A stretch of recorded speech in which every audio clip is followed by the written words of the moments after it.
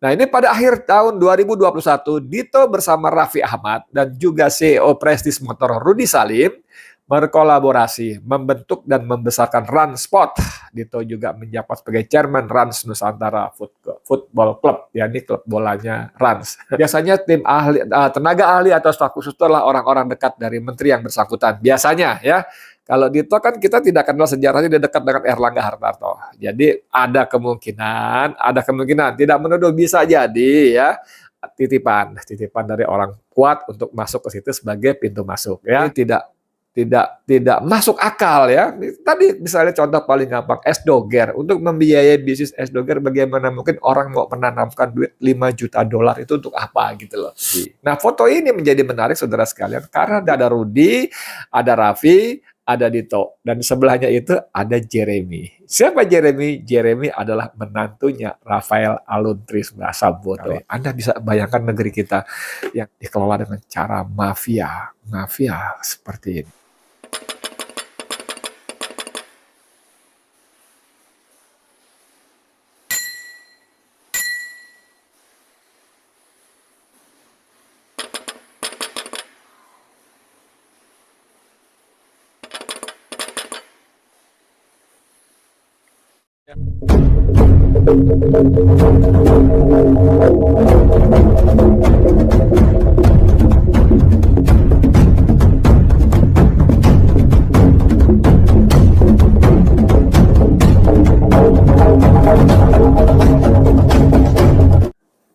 Bismillahirrahmanirrahim. Assalamualaikum warahmatullahi wabarakatuh. Saudara, dengan saya Edi Mulyadi dari Forum News Network FNN. Saudara sekalian, beberapa hari lalu saya menurunkan podcast tentang Dito Aryo Tejo, Menteri Pemuda dan Olahraga yang baru ya, yang baru diangkat dan usianya masih bocah betul, tahun 90 lahir, jadi baru 32 lewat sedikit ya saudara sekalian.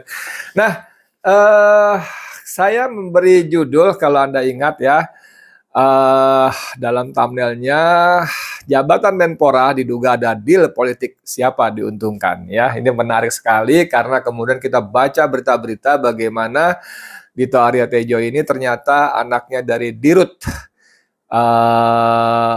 PT Antam ya, Ari Wibowo Aryo Tejo, yang menjabat 2019 sampai 2021 dan dicopot oleh Menteri BUMN Erick Thohir karena dianggap tidak mampulah memenuhi kinerja yang ditentukan, misalnya proyek bangunan smelter lambat dan seterusnya dan sebagainya. Tapi di periode itu juga saudara sekalian, PT Antam membeli 7.071 kg emas, 7 ton emas saudara, yang nilainya kalau kita hitung gampang aja berarti sekitar 7 triliun ya. Kalau untuk gampang 1 gramnya 1 juta rupiah ya, dengan fine gold ya 24 karat. Tadi 7 triliun lebih saudara. Dan itu memang ternyata kemudian tidak jelas rimbanya kemana itu emasnya, disimpan di mana, dari mana uangnya, dan seterusnya dan sebagainya ya. Kemudian berita-berita menyebut ini ada deal-deal politik di belakang pengangkatan si Dito Aryo Tejo yang disebut-sebut sebagai salah satu upaya menutupi skandal 7 ton emas di PT Antam. Nah, saudara sekalian, terus bergulir seperti biasa, para netizen kita emang canggih luar biasa. Mereka mengulik sana, salik sini, dan saya sebagai jurnalis merasa keok ya dalam soal investigasi yang mereka lakukan. Waduh, luar biasa. Mungkin pertama mereka jauh lebih muda, punya effort yang lebih bagus, semangat lebih tinggi, dan kita semua menikmati hasil investigasi para netizen tadi ya. Nah, salah satu yang kita nikmati adalah bagaimana kemudian tersebar juga di WhatsApp ya, di Twitter juga, tapi di WhatsApp juga ada. Siapa Dito yang kemudian dicoba kait-kaitkan dengan artis yang disebut-sebut berinisial R. Sampai hari ini masih gelap karena yang pernah saya baca, Rafael Aluntri Sambodo, bapak dari Mario Dani yang menganiaya David, anak siapa namanya, GP Ansor, petinggi itu, mengatakan bahwa dia tidak punya pergaulan, tidak punya hubungan dengan artis-artis, itu bukan pergaulan dia. Jadi dia masih membantah atau menutup-nutupi siapa artis yang disebut-sebut terlibat dalam bisnis pencucian uang ya. Tempo hari saya juga sudah membuat podcast dengan mengutip penjelasan dari Profesor Renat Kasali yang notabene adalah seorang jokower. Menyebut ada 10 ciri bisnis yang menggunakan dana dari TPPU, tindak pidana pencucian uang. Antara lain easy money, uang dengan sangat gampang masuk dan sebagainya ya. Saya memang contohkan waktu itu bisnis Kaisang dan Gibran yang bayangkan untuk bisnis es doger saja ada yang bersedia menyuntik sampai 5 juta dolar. Kemudian tanpa babi bu tiba-tiba Kaisang membeli 9 saham Frozen Food di bursa senilai 92 miliar. Ya, nah balik ke soal Dito tadi, netizen menemukan data-data sekaligus gambar yang menarik saudara. Ini ya yang saya maksud. Pertama, disebutkan pada akhir tahun 2021, oh ya, artis R ini masih semakin mengerucut walaupun belum terungkap secara resmi ya. R ini yang dimaksud Raffi Ahmad. Betulkah dia? Saya tidak tahu. Ya, nanti kita tunggu berjalan waktu lah ya.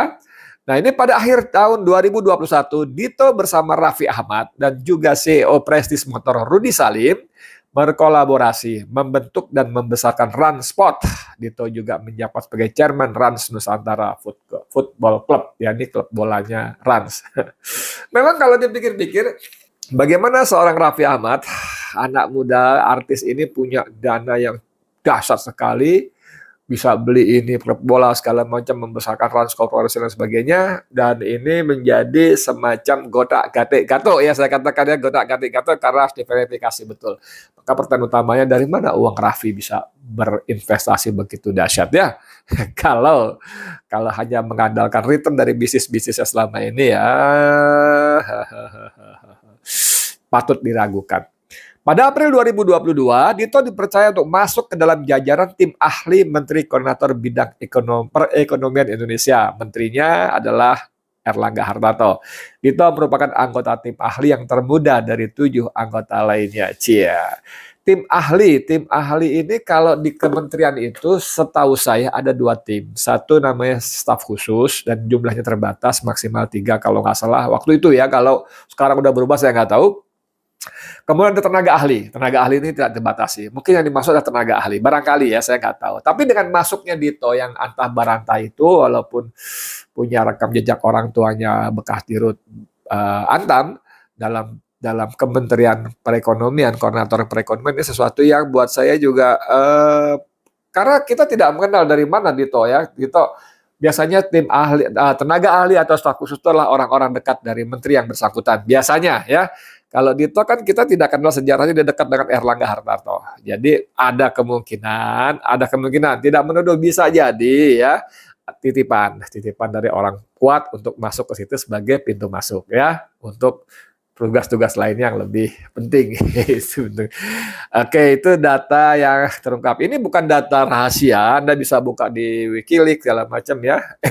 Wikipedia ya, Anda bisa buka dengan gampangnya. Oke, lalu ada lagi, ini dari IG-nya, bahkan dari IG-nya Instagram Dito yang bersangkutan, Presiden Jokowi resmi melantik Aryo Bimo Nandito Aryo Tejo atau akrab disapa Dito Aryo Tejo sebagai Menteri Pemuda dan Olahraga menggantikan Zainuddin Amali Senin 3 April. Sekarang tanggal 10. Ya, pas 7 hari ya. Dito Aryo Tejo adalah teman Raffi Ahmad dan Rudy Salim. Di mana ketiganya membuat Rans Sport pada 2021. Temannya Raffi Ahmad dan Rudy Salim. Selain mendirikan Rans Sport, saat ini Dito merupakan chairman di klub sepak bola yang dibuat Raffi Ahmad dan Rudy Salim, yaitu Rans Nusantara Football Club. Selain itu, Dito juga menjadi komisaris bersama Raffi dan Rudy Salim di klub bola basket Rans Peak Basketball Club. Jadi memang ini dekat sekali, dan saya kala tadi bahwa orang berusaha itu menanamkan duitnya, tentu yang pertama adalah tujuannya return, oke? Untung, laba. Dari situ baru dilihat-lihat bagaimana untung itu didapat, dari mana untung itu dapat, bagaimana kinerjanya. Dan itu semua tampak dalam cash flow-nya. Berapa uang masuknya, berapa uang keluarnya, kalau dia punya piutang, bagaimana kolektibilitasnya, dan seterusnya dan sebagainya. Kalau dia punya kewajiban membayar pada vendor, bagaimana kewajiban dia membayar, ada tempo berapa lama, sepekan, 2 bulan, 3 bulan, dan seterusnya dan sebagainya. Dan semua itu akan tergambar pada cash flow ya. Jadi kalau dalam neraca itu, laba itu tidak tidak menggambarkan sehatnya perusahaan. Bisa saja perusahaan laba sekian triliun, tapi ternyata kolektibilitasnya itu masih di tangan orang lain, piutang-piutang segala macamnya dan sebagainya ya. Nah, itu bisnis yang normal, yang semestinya. Tapi ada bisnis lain yang sekarang sedang ngetop, yang sebut bagian dari TPPU, tindak pidana pencucian uang. Jadi uang sengaja dimasukkan ke sebuah bisnis untuk dibersihkan, ya, dibersihkan, begitu keluar bisa masuk ke sistem keuangan secara normal. Nah ini kadang-kadang hal-hal ini tidak masuk akal ya. Tadi misalnya contoh paling gampang S-Doger. Untuk membiayai bisnis S-Doger bagaimana mungkin orang mau menanamkan duit 5 juta dolar itu untuk apa gitu loh. Untuk apa? Karena TPPU itu bisa pertama pencucian uang, bisa juga untuk gratifikasi kepada pihak-pihak yang akan mendapatkan manfaat dari uang itu. Si pemberi uang, si pemberi gratifikasi, mungkin dia punya masalah hukum, misalnya kita ingat bagaimana JVC Sentura itu yang menanamkan 5 juta dolar ke perusahaannya Kaisang Gibran, 5 juta dolar itu adalah milik salah satu petinggi Sinarmas. Dan Sinarmas ini adalah perusahaan yang sempat terbukti membakar lahan hutannya, mengolah hutan dan hutan, dan itu bermasalah. Lalu tiba-tiba bukannya diusut dengan benar secara hukum, orangnya menjadi dubes Indonesia di negara lain, ya kan? Itulah berjalin kelindahan. Nah ini angka besar saudara. Kemudian ada foto yang menjadi menariknya ketika kita kaitkan dengan apa namanya dengan kasus 349 triliun yang Mahfud MD bongkar. Ini ada foto berderet-deret sahabat Raffi Ahmad dan Nuri Salim, Dito Aryo Tejo, dua dari kiri, sosok Menpora baru adalah pendiri Rans Sport hingga Rans Peak basketball. Dito juga adalah chairman Rans Nusantara Food Club yang merupakan klub sepak bola peserta Liga 1 2022 dan 2023 milik Raffi dan Rudi. Nah, foto ini menjadi menarik saudara sekalian karena di sebelah Dito itu ada Rudi, ada Raffi, ada Dito, dan sebelahnya itu ada Jeremy. Siapa Jeremy? Jeremy adalah menantunya Rafael Aluntri Sambodo. Anda bisa ketemu nggak kliknya gitu loh.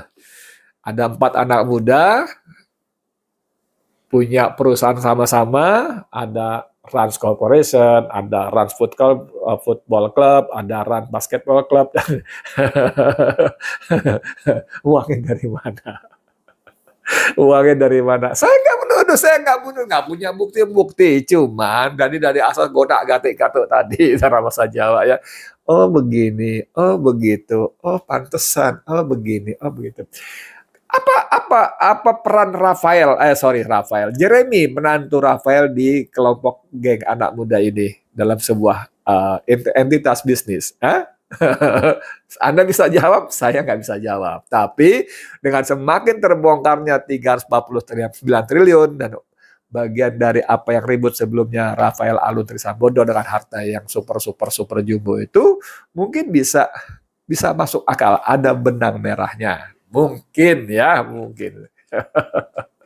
Jadi ketika konten saya soal ada deal politik berbau ekonomi diangkatnya siapa Dito tadi sebagai Menpora, ada seorang penonton Bang Edi Channel yang kemudian berkomunikasi dengan saya. Dia ketawa dan oke, nanti kalau ketemu kita cerita panjang soal ini, dan itu memang benar. Bahaya nggak? Oke, itu memang benar. Ya, orangnya saya nggak perlu sebut, tapi dia kirim WA ke saya, bunyinya begitu. Nih dia, ya. Begitu komentari deal politik jahat di balik posisi Menpora, siapa diuntungkan, dia menulis pasti ada. Nanti kita cerita tuntas. Ini keuntungan kita banyak teman saudara. Nah, pasti ada deal politik jahat. Deal jahat ya di balik posisi Menpora. Pasti ada, nanti kita cerita tuntas. Ini anak ini memang punya kuping dan mata yang luar biasa. Bahkan yang menarik, dia bukan cuma mendengar tapi mengalami ya, bukan cuma katanya tapi mengalami, mendengar langsung dengan telinganya, melihat langsung dengan matanya karena dia hadir di lokasi. Semakin penting setelah, tapi kalau ini benar semuanya, saudara, sekali lagi menunjukkan bahwa negara ini diurus dengan serampangan. Negara ini diurus dengan sangat uh, ugal-ugalan. Semuanya ujung-ujungnya duit, UUD, bukan Undang-Undang Dasar 45, tapi ujung-ujungnya duit. Ya, seperti saya sebut dalam podcast sebelumnya bahwa menjelang resapel pengumuman nanti yang katanya jadi tanggal Rabu nanti. Rabu nanti itu 2 hari lagi ya. Berarti sekarang tanggal 10, tanggal 12 ya kalau jadi Rabu Wage apa-apa. Kalau Jokowi kan punya hitung-hitungan begitu, saya nggak ngerti ya. Itu sebelumnya ada bisik-bisik terbatas bahwa posisi-posisi menteri ini dilelang pada harga 200 sampai 400 miliar per posisi. Anda bisa bayangkan uang segitu banyaknya, dan orang yang mau menginvestasikan 200 sampai 400 miliar untuk posisi menteri pasti sudah punya kalkulasi. Pada hari kesekian dia akan begini, hari kesekian-sekian begini, minggu kesekian begini, dan pada akhirnya ketika selesai, bukan cuma kembali modal, tapi sudah berlipat ganda. Ngeri sekali. Ini ngeri sekali. Anda bisa bayangkan negeri kita yang gemah ribah loh jinawi, yang Allah berikan kekayaan alam yang sungguh-sungguh luar biasa. Ini dikelola dengan cara mafia seperti ini. Ampun. Tapi kembali ke soal tadi, adakah kaitannya? Wallahu alam. Raffi, Dito, Rans, dan 349 triliun juga Rafael Alun Trisambodo. Tapi dari fakta-fakta tadi mungkin ada benang merahnya. Oke, saudara sekalian, demikian dari saya Edi Mulyadi untuk FNN. Assalamualaikum warahmatullahi wabarakatuh.